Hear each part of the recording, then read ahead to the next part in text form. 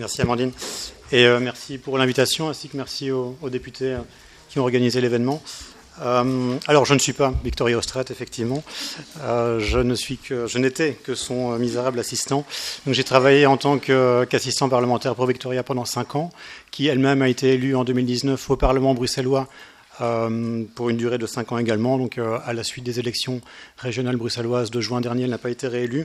Mais donc, pendant 5 ans, on a quand même eu un mandat sur lesquels on s'est consacré principalement à la condition animale, parce qu'en fait, Victoria a été élue sur une liste la liste du Parti animaliste belge. Et au cours de ce mandat, je pense qu'on peut dire qu'on a obtenu quelques petites victoires. Je pense notamment à l'interdiction des captures de pigeons qu'on a obtenues il y a quelques années, qui était encore une pratique courante jusqu'à ce qu'elle soit interdite, mais je reviendrai plus tard. Alors, je vais commencer par brosser un rapide état des lieux de la législation relative au bien-être animal en Belgique, puis je me concentrerai plus spécifiquement sur les questions des pigeons et des rats en Belgique, mais avec un focus principalement sur Bruxelles. Et alors, je vais commencer avec une partie, désolé d'avance, très barbante, mais je commence avec ça, comme ça c'est réglé, mais ce sera important pour comprendre la suite. Ce qu'il faut savoir en ce qui concerne le fonctionnement politique de la Belgique, c'est que c'est un État fédéral. Donc ça veut dire qu'il y a un gouvernement national fédéral, mais aussi des entités fédérées, et ce sont notamment les régions. Alors en Belgique, on a 3 régions, la Wallonie, la Flandre et la région bruxelloise, qui possèdent chacune leur propre gouvernement. Et pour ce qui concerne le bien-être animal, ce sont justement les régions qui ont le plus je vais dire de pouvoir en ce qui concerne le bien-être animal, donc, puisque c'est une matière qui a été transférée aux régions en 2014. En fait, avant 2014, la compétence politique du bien-être animal appartenait au niveau fédéral, mais elle a été défédéralisée en 2014. Et donc c'est pour ça qu'en Belgique, on a maintenant 3 ministres en charge du bien-être animal, ce qui semble peut-être absurde, je comprends complètement, mais voilà, c'est la réalité politique belge. Et alors, sur le volet législatif, en Belgique, on a un texte de loi centrale, une loi cadre, c'est la loi du 14 août 1986 relative à la protection et au bien-être des animaux, qui cependant a été remplacée graduellement, tant en Wallonie qu'en Flandre, par des codes régionaux du bien-être animal. Donc c'était en fait une refonte complète, une révision de la législation en la matière. Donc la Flandre et la Wallonie n'ont plus recours à la loi du 14 août 1986, mais ont leur propre code. Et alors en région bruxelloise, il y a eu une tentative lors de la précédente législature, donc avant juin dernier, de également faire adopter un code bruxellois du bien-être animal. Malheureusement, cette tentative n'a pas fonctionné pour des raisons politiques, je ne vais pas rentrer dans les détails, et c'est malheureux parce que ce projet de code comportait pas mal d'avancées importantes, et d'ailleurs on a essayé de le soutenir comme on le pouvait, mais voilà, on espère que le prochain gouvernement, qui n'est pas encore formé d'ailleurs, en région bruxelloise, pourra le remettre sur la table. Donc ce qui veut dire qu'à Bruxelles, on continue de se référer à la loi de 86, qui cependant a été évidemment modifiée au fil des ans, avec des éléments importants, et je pense notamment à son article 1er, qui aujourd'hui reconnaît aux animaux le statut, alors je lis, d'êtres vivants doués de sensibilité, de propres intérêts et d'une propre dignité, qui bénéficient d'une protection particulière. Et alors, dans le cadre de toute la discussion sur la gestion des espèces, je pense qu'il est aussi important de noter l'article 15 de cette même loi, qui prévoit que la mise à mort d'un animal ne peut se faire que via la méthode la plus sélective, la plus rapide et la moins douloureuse. Mais bien sûr, ça ne surprendra personne que si ce point est très théorique et pas du tout appliqué dans la pratique. Et alors, concernant les animaux liminaires, plus spécifiquement, il y a une autre législation importante, c'est en fait l'ordonnance bruxelloise sur la conservation de la nature, qui prévoit une protection stricte pour tous les animaux indigènes, mais qui prévoit également malheureusement des exceptions concernant une série d'espèces, et ce sont le rat brun, la souris grise, les animaux domestiques agricoles, ainsi que les animaux domestiques retournés à l'état sauvage et leur descendance. Et en fait, cette dernière catégorie concerne directement les pigeons bisés, puisque, voilà, au regard de la loi, ce sont également des animaux domestiques, ou en tout cas des animaux domestiques retournés à l'état sauvage et leur descendance. Donc voilà, ces 4 exceptions, donc ces 4 catégories d'espèces ne bénéficient pas d'une protection stricte. Cependant, ça ne veut pas dire qu'on peut faire ce qu'on veut, les tuer de la manière qu'on veut à Bruxelles. En fait, cette ordonnance, donc ordonnance c'est le nom donné à une loi en région bruxelloise, vous pouvez, voilà, c'est simplement une loi. Cette ordonnance prévoit aussi des annexes qui précisent quelles sont les méthodes de capture qui sont interdites, capture et mise à mort. Mais voilà, j'y reviendrai. Et alors un dernier point en préambule concernant la législation. Lors de la dernière législature, la région bruxelloise a adopté 2 mesures importantes. Premièrement, je l'ai déjà dit, mais c'est l'interdiction de l'utilisation, l'interdiction des captures de pigeons, et deuxièmement l'interdiction des pièges à colle pour les rongeurs. Mais j'y reviendrai donc. Alors, plus spécifiquement concernant les pigeons, alors je pense que je vais pas rentrer dans les détails, on a eu déjà pas mal d'interventions très intéressantes sur la biologie, le comportement des pigeons et ce genre de choses. Donc voilà, on sait que c'est une espèce domestique, ce qui veut dire que c'est une espèce qui a besoin qui dépend de l'activité humaine pour se nourrir. Ce n'est pas à l'inverse, par exemple, d'un pigeon ramier. Et donc on sait aussi que c'est un animal qui fait partie intégrante du paysage urbain, y compris à Bruxelles, comme dans toutes les grandes villes. Mais pour autant, c'est un animal qui est aussi très méconnu, et je pense que c'est aussi ça l'intérêt d'avoir des vulgarisateurs qui permettent de mieux nous apprendre sur le comportement et l'intelligence de ces animaux. Et c'est aussi un animal très méprisé, qui est considéré à tort comme un animal nuisible, malgré le fait que animal nuisible n'est pas, ce terme n'est pas défini dans la réglementation bruxelloise, ce n'est pas un terme existant. Voilà. Alors, à Bruxelles, ça ne va pas vous surprendre non plus. Comme dans beaucoup d'autres villes, les pigeons étaient les victimes d'un certain nombre de méthodes cruelles de gestion. Mais cependant, ça c'est le point positif, on constate depuis quelques années un changement de regard et un changement de pratique dans un certain nombre de villes et communes. Et alors, encore une fois, ça a été dit par le passé, ça a été dit lors d'une précédente intervention, donc je ne vais pas rentrer dans les détails de quel genre de torture on va subir aux animaux, mais jusqu'à récemment, donc comme je l'ai dit, la région bruxelloise avait pour habitude également capturer des pigeons à la fois à l'aide de cache-trappe, comme on voit ici, mais aussi via des canons à filet, comme on l'a expliqué. Cette méthode est heureusement interdite depuis 2022. Et d'ailleurs, la précédente intervenante a expliqué que les pigeons, la finalité était de gazer le plus souvent les pigeons, mais en fait on constatait aussi à Bruxelles que beaucoup mouraient tout simplement dans les cages par manque d'eau, à cause de la chaleur, parce que tout simplement les employés des sociétés anti-nuisibles ne venaient pas renouveler les cages à temps. Et c'est une réalité qu'on a constatée nous-mêmes à 2 pas de notre bureau quand on travaille au Parlement. On a constaté la présence de cache-trappes avec des pigeons morts, et d'ailleurs un pigeon ramier, ce qui prouve bien que ce n'était pas d'ailleurs une méthode sélective. Donc voilà, c'était une réalité aussi à Bruxelles. Alors je ne peux pas affirmer que c'est une pratique qui n'existe plus sur l'ensemble du territoire belge, mais en tout cas en région bruxelloise, elle est heureusement aujourd'hui interdite. Et alors, une deuxième pratique qui a également été abordée, c'est la stérilisation chirurgicale. Alors, c'était une pratique assez marginale, heureusement, à Bruxelles, et en fait, qui était uniquement du fait de la ville de Bruxelles, parce que la région bruxelloise est composée de 19 communes, dont la ville de Bruxelles. Et en fait, c'était une situation complètement absurde. Les pigeons étaient capturés. Donc, en fait, la ville de Bruxelles était sous contrat avec la SAPCA, qui était chargée de venir capturer les pigeons bruxellois, de les amener en région parisienne, où ils étaient stérilisés de façon chirurgicale. Et ensuite, les pigeons étaient ramenés à Bruxelles pour être relâchés dans la nature, avec en plus le taux de mortalité qui a été expliqué. Et pourquoi est-ce que la ville de Bruxelles procédait de cette manière? Pourquoi est-ce que toute cette procédure était suivie? En fait, c'est tout simplement parce que la stérilisation chirurgicale des oiseaux est une pratique interdite en Belgique depuis 2001. Et donc voilà, la ville de Bruxelles contournait cette interdiction en passant par une société étrangère, française en l'occurrence. Et en fait, c'est l'organisation, comme ça a été dit aussi, l'organisation Gaïa, qui a dénoncé cette situation avec une caméra, enfin une vidéo qui a été montrée à la presse, et donc un scandale a logiquement suivi. Et cela dit, il a fallu encore quelques temps pour que la ville de Bruxelles consente à stopper le contrat qu'il a lié avec la SAPCA. Mais voilà, maintenant c'est chaussette depuis 2011, oui c'est ça, 2011. Mais bon, voilà, comme vous le savez, malheureusement, la SAPCA continue ses activités de stérilisation.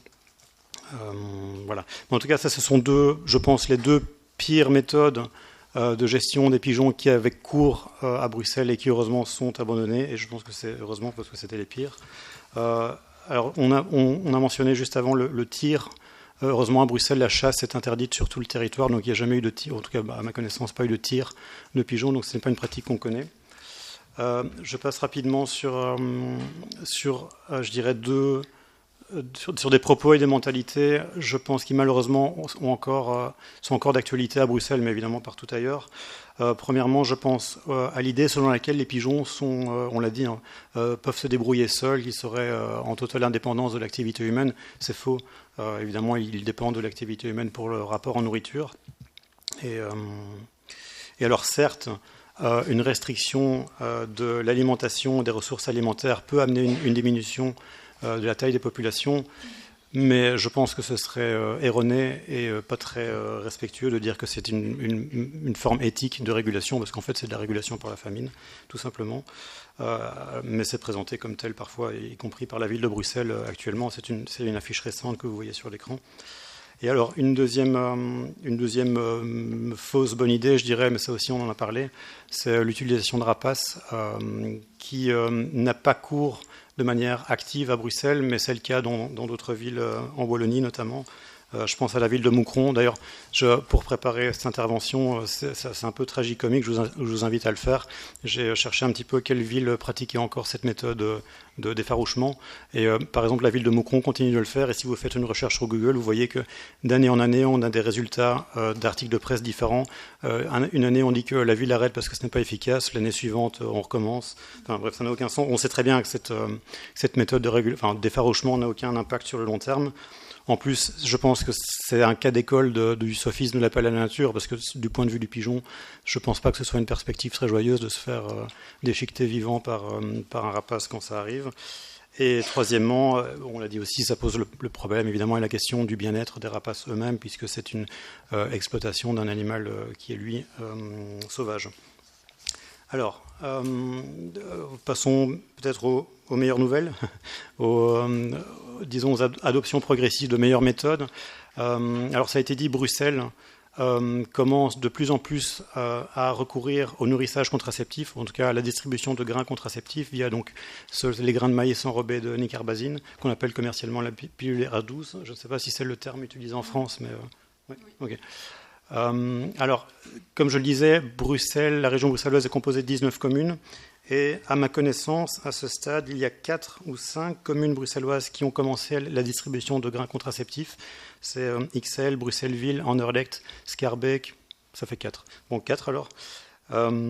Et Ixelles a été la première. Alors, je n'ai pas les chiffres, malheureusement, de taux de diminution des populations de pigeons, mais d'après ce que j'ai entendu, les résultats sont très convaincants, sont très positifs.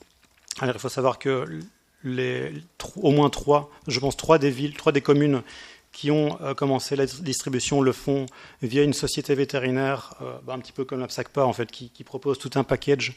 Donc en fait, la SAPCA commence la distribution de grains classiques, de grains de maïs classiques, pour fidéliser les populations de pigeons à un endroit précis. Et puis on installe le distributeur automatique de grains contraceptifs, ce qui permet donc d'habituer les pigeons à être nourris de cette manière. Donc c'est tout un package qui rend la pratique efficace, d'après ce qu'on entend de la part des premières communes qui l'ont mis en place. L'inconvénient, je dirais, c'est que, en fait, à ma connaissance, il n'existe qu'une société vétérinaire en Belgique qui propose tout ce package d'accompagnement et de distribution, donc elle est dans une situation de monopole. Voilà, je pense que, personnellement, c'est peut-être une chose souhaitable que d'autres sociétés se mettent en place au niveau national pour proposer le même service. Mais je disais qu'il n'y en avait que 3 parce que, à ma connaissance, la commune d'Anderlecht, par exemple, aussi une commune bruxelloise, a décidé de fonctionner en interne. Voilà, on verra si c'est efficace, parce que le risque, évidemment, c'est que, justement, on a eu des élections locales, des élections communales en octobre dernier en Belgique. Donc le risque, évidemment, que c'est la prochaine majorité à Anderlecht décide de changer de méthode et voilà, tout ça passe à la trappe. Mais bon, c'est toujours le risque. Et alors, ça a été expliqué antérieurement également, mais le pigeonnier contraceptif, c'est une méthode aussi qui a cours en Belgique. Alors, pas en région bruxelloise, c'est d'expérience, je dirais, une méthode qui est moins suivie. Il y a un suivi moins régulier de la part des pouvoirs publics, des pouvoirs locaux. En fait, je pense que c'est la principale raison, c'est le coût, tout simplement, que ça demande pour, par exemple, engager un employé communal qui va se charger de l'entretien du pigeonnier. Voilà, c'est peut-être, ou alors ce sont des raisons architecturales. Je ne sais pas exactement ce qui motive les communes a plutôt procédé par le nourrissage contraceptif plutôt que le pigeonnier contraceptif. Par contre, c'est une méthode qui continue d'exister dans certaines villes en Wallonie, notamment, je peux citer Courcelles, ça ne vous dit peut-être rien, mais bref, des villes en Wallonie, il y en a quelques-unes qui continuent de construire et d'entretenir des pigeonniers contraceptifs, et voilà, c'est une méthode aussi, si elle est bien conçue, qui a montré ses preuves. Si on a bien réfléchi à l'endroit où on va installer ce pigeonnier, de préférence en hauteur, si la conception en elle-même du bâtiment, entre guillemets, est bien faite, voilà, et évidemment si on nourrit de façon régulière les pigeons dans ces pigeonniers, c'est une méthode de régulation qui est parfaitement éthique, non invasive et qui a fait ses preuves. Alors j'oubliais de mentionner le nourrissage complémentaire. En fait, à Ixelles, donc dans la commune bruxelloise d'Ixelles. Ixelles est la première et je pense la seule commune à, en plus de la distribution du grain contraceptif, à apporter un nourrissage complémentaire des pigeons. Parce qu'en fait, il faut savoir que le grain contraceptif n'est ingéré que généralement par les pigeons dominants. Et donc, voilà, se pose la question de l'apport en nourriture des pigeons moins dominants qui dépendent donc de nourriture jetée au sol, qui ne conviennent pas à leurs besoins vu que ce sont des granivores. Et donc, la commune d'Ixelles a vraiment voulu à accepter de vraiment avoir une vision globale du bien-être des pigeons en termes d'apport, de besoins, etc. Et donc,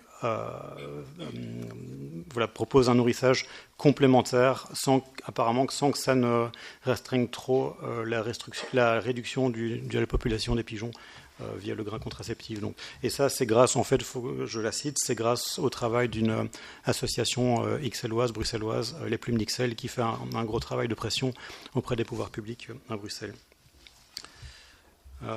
Alors, passons à la question des rats.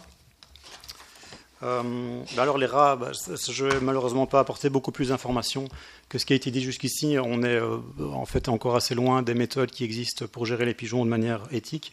Mais tout de même, donc comme je le disais en introduction, on a en région bruxelloise une interdiction d'utilisation des rodenticides via les annexes de l'ordonnance relative à la conservation de la nature, donc qui liste en fait, comme je le disais, les méthodes qui ne peuvent pas être utilisées pour gérer et mettre à mort, capturer des animaux. Et c'est le cas du poison en fait. Il est interdit, sauf dérogation expresse de l'administration, il est interdit d'utiliser des poisons type rodenticide pour gérer des rats.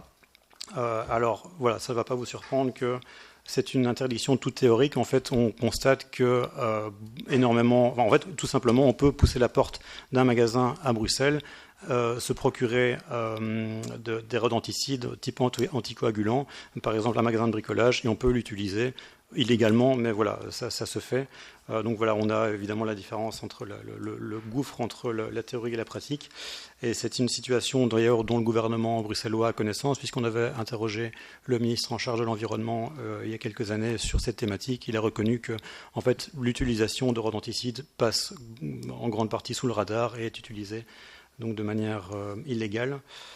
Et que ce soit par des particuliers, mais aussi en fait des pouvoirs publics eux-mêmes qui sans doute n'ont pas connaissance ou ne prennent pas la peine de faire la demande d'une dérogation, mais aussi en fait des sociétés de dératisation elles-mêmes parce qu'en fait les dérogations doivent être publiées officiellement via le moniteur belge en fait qui est le corpus législatif global au niveau national. Donc on sait très bien vérifier quel organisme ou quel pouvoir public a obtenu une dérogation et en fait il n'y en a quasi pas, alors que dans n'importe quel parc on peut constater la présence de rodenticides. Voilà. Donc c'est une situation absurde et en fait qui se répète un petit peu concernant les pièges à colle. Donc ça a été dit, la région bruxelloise a récemment, il y a 2-3 ans je pense, a interdit l'utilisation de pièges à colle et d'ailleurs la Wallonie et la Flandre ont fait de même, donc une interdiction nationale de l'utilisation de pièges à colle, mais attention, interdiction d'utilisation, pas d'interdiction de vente. Donc c'est à nouveau la situation absurde dans laquelle on se trouve. Alors je ne vais pas rentrer dans les détails, en fait c'est... les régions ont décidé d'interdire l'utilisation et pas la vente pour des raisons de conflit entre niveaux de pouvoir, parce qu'en fait, les régions considèrent un petit peu trop facilement, je trouve, que la compétence du commerce est une compétence fédérale et pas une compétence régionale. Enfin bref, voilà. C'est typiquement une situation à la belge qui occasionne aussi, oui, qui occasionne en fait une situation absurde où là aussi, en fait, on peut continuer d'aller dans un magasin de bricolage à Bruxelles, d'acheter des pièges à colle alors que tout le monde sait qu'ils seront utilisés illégalement, parce que là, il n'y a même pas, à ma connaissance, de possibilité d'obtenir une dérogation, puisqu'il y a une interdiction explicite. Voilà. Et alors, quand même, une petite nuance, lors de la précédente législature, le ministre en charge du bien-être animal avait émis la volonté d'inscrire dans le projet de code du bien-être animal l'interdiction du commerce, parce qu'il s'était rendu compte où il avait, parce qu'on lui a posé souvent la question de pourquoi est-ce que vous n'essayez pas d'utiliser la compétence plus largement du bien-être animal pour également interdire le commerce. Ça semble avoir porté ses fruits. Donc il voulait inscrire cette interdiction de commerce également dans le projet de code du bien-être animal. Mais comme j'ai dit, ce code du bien-être animal n'a finalement jamais été adopté, du moins avant les élections. Voilà, on verra si le prochain gouvernement travaille sur ce sujet.